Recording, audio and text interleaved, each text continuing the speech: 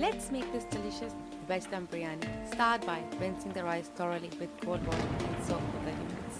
Next, we are making this homemade biryani masala with the aromatic whole spices from TRS. In a wok, add all the whole spices and toast on a very low flame for 5 to 6 minutes. Remove from the heat and cool completely. Add in spice grind and grind fine. For the marinade, combine yogurt, ginger, garlic and chili paste, salt and all the TRS ground spices along with the biryani masala prepared earlier. Add the veggies, chop mint and coriander leaf, fry the onions golden brown and add in. Pouring the steam from the onions, mix and leave to marinate. In a pot, add the marinade and put on high flame for around 45 minutes. Top with sliced tomatoes and chopped onions. Boil the rice in the lemon slice, make them separate grains and fluffy. Boil until 80% done and lay on the grill.